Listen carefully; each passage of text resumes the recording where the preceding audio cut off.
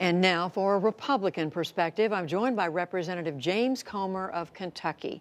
Congressman Comer, welcome back to the NewsHour. What do you make of President Trump's comments yesterday and today about these four women of color who are members of Congress? Well, I certainly do not think the president's a racist. I believe the president shares a lot of Americans' frustration with Congress, particularly those four women congressmen who, for no other reason, constantly criticizes not only the president, but also Congress and our country. I think there's a level of frustration that the president has that he unfortunately took out in a probably not the best worded tweet, but I think that the tweet's been overblown. And I think that we really need to move on and talk about the issues in Congress that the American people care about. You said, unfortunately. What was it about the tweet that you think the president should not have said?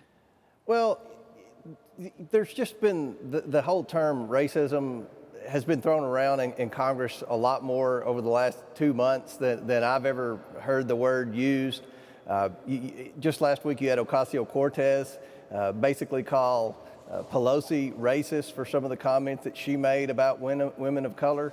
And when you're a member of Congress, or when you're the President of the United States and you get to this level and the debate is this contentious and you've got an American electorate that's equally divided, sometimes your emotions take control and you say things that you don't necessarily mean, and sometimes things come out differently than you intended.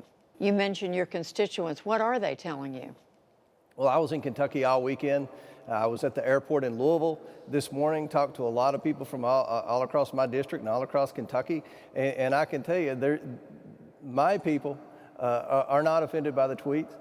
They've become accustomed to the president's tweets. I have told the president in conversations that I feel like he would be better served if he didn't tweet as much. But I think we all know that the president is going to continue to tweet. That's his way of doing things. It's gotten him this far. I personally would like to see a more civil Congress, a more civil tone between both parties and the national news media, but I don't think that's going to happen. But as far as the people in the district, they still strongly support the president. They support the president's agenda, and they know that he shares their frustration with a lot of the policies that those four members of Congress continue to eschew. It doesn't seem like they're for securing the border. It doesn't seem like they are for any type of civil debate that the average taxpayer in my district would support. You say it's not racist in your view, and yet each one of these women is a woman of color. Right, and you know, it's no different, in my opinion, than the national media saying when they talk about the presidential debates, well, the Democrat base doesn't want Bernie Sanders or Joe Biden because they're a white male. I don't view that as racist. I don't view the president's tweets as racist. I wish the tone were better. But what we do here when I go back home, and most of my Republican colleagues here back home, is why can't you all secure the border?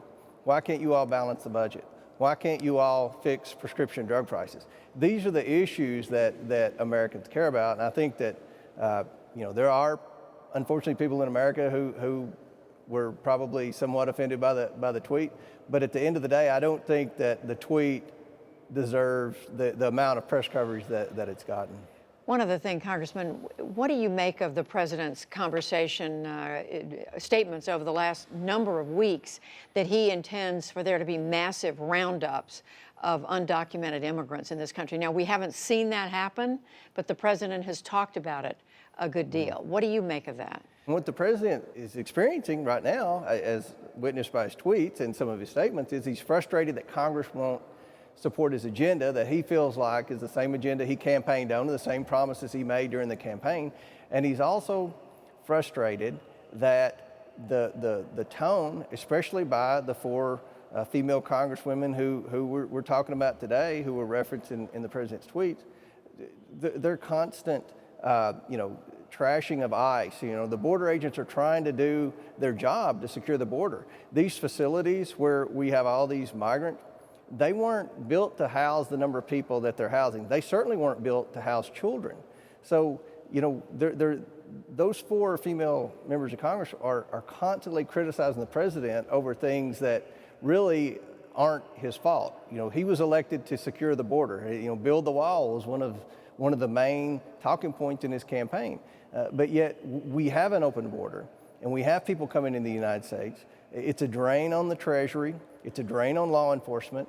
And, you know, I think that because of the Democrats in Congress and their inaction on doing anything about border security, the president's very frustrated. And when he gets frustrated, we know he goes to Twitter. Congressman James Comer, thank you very much. Thank you.